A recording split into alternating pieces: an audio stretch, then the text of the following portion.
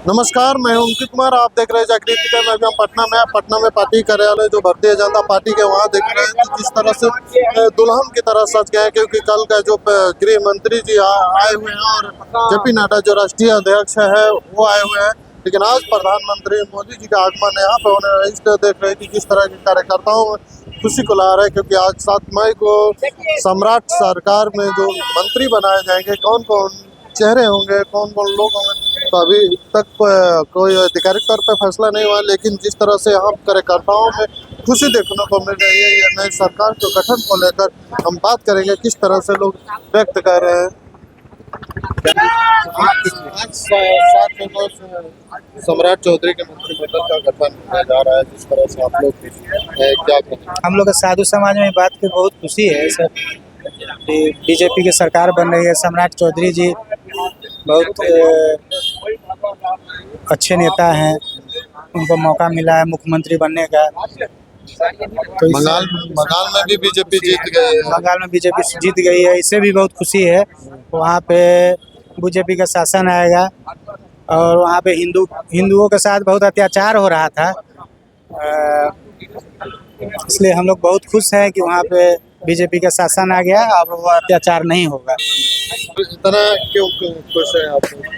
BJP की शासन आई है। हमारे सम्राट चौधरी जी पहली बार मुख्यमंत्री बन रहे हैं। बीजेपी की सरकार पहली बार आई है। हिंदुत्व का जागरण हो रहा है, इस कारण से हम लोग खुश हैं। और हम लोग हिंदू धार्मिक न्यास के कर्मी हैं और हमें बहुत खुशी है कि पहली बार जो है कि एक हिंदुत्व की सरकार बन रही है बिहार में। और कुछ लोग हैं, उनसे भी बात करेंगे और जाने का प्रयास करेंगे किस तरह से खुशी का माहौल है। जिस तरह से बिहार में पहली बार भाजपा की सरकार आई है और सम्राट सरकार की मंत्रिमंडल का गठन हो रहा है, इसको किस तरह से देख रहे हैं आप? सम्राट तो कहने का मतलब ही होता है सम्राट, यानी कि राजा।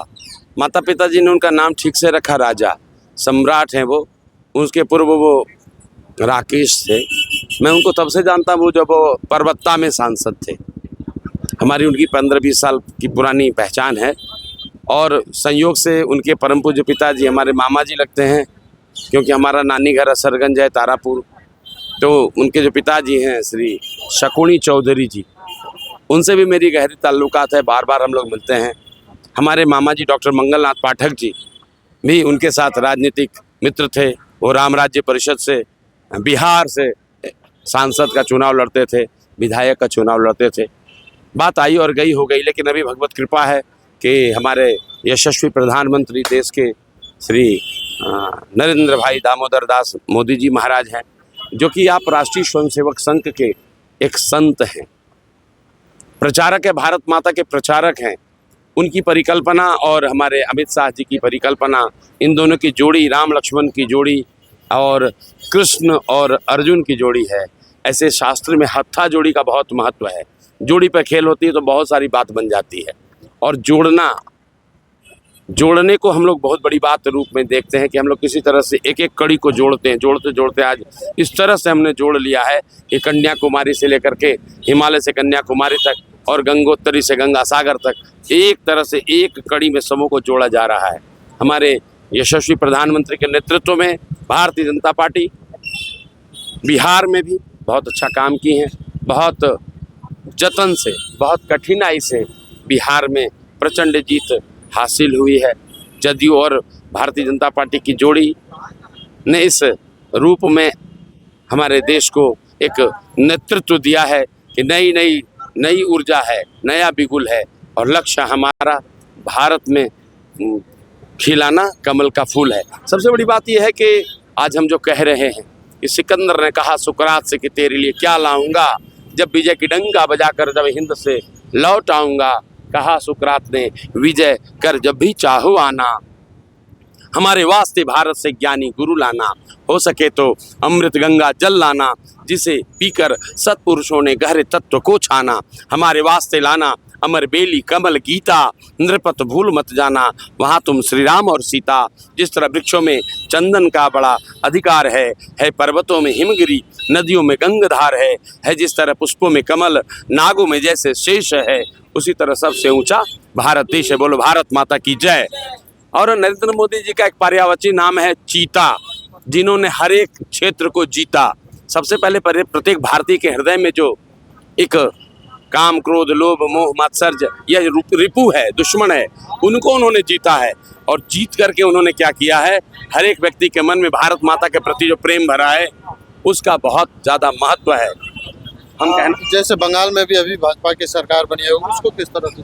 बंगला में क्या कहते हैं, बंगाल का जो हिसाब है, पहले तो हमारे सबसे पहले ज्योति बसु जी की सरकार थी, पूर्व उसके अनेक लोग थे। लेकिन जब ममता दीदी आई हैं, तो ममता दीदी जब से आई हैं तो वो विशुद्ध रूप से कहती बनर्जी है, लेकिन वो बनर्जी है नहीं, जिसको कि भगवान को पुष्प चढ़ाने भी नहीं आता, बायां हाथ से फूल फेंक देती है। सरस्वती पूजा में स्कूल बंद कर देती हैं। क्या ये ब्राह्मण का लक्षण है? नहीं, वह क्या है, विशुद्ध रूप से बांग्लादेशी हैं। अब जब उनका नैतिकता का पतन हो रहा है, बांग्लादेश में वो उनका सरकार गिर गया है, तृणमूल कांग्रेस हार गई है, अब वो कहते कि नहीं, अब हम इस्तीफा नहीं देंगे, राज्यपाल को इस्तीफा नहीं सौंपेंगे। क्यों? एक ब्राह्मण को एक हड्डी मिल गया था, खोपड़ी का हड्डी। उन्होंने देखा कि भाई इसके खोपड़ी का हड्डी के ललाट में कुछ लिखा हुआ है। क्या लिखा हुआ है? कहता है खोपड़ी का हड्डी कह रहा है, मस्तक रेखा कह रही है इसका कोई कर्म गति बाकी है। सोचे कि क्या इसका कर्म गति बाकी, जब बैठेंगे फ्री होंगे तो ज्योतिष का कुछ गणना करेंगे, इस खोपड़ी का हड्डी का कुछ गणना करेंगे क्या गति बाकी है। ले जाके घर में रख दिए। पंडित जी को कोई पूजा करने बुलाया तो चले गए।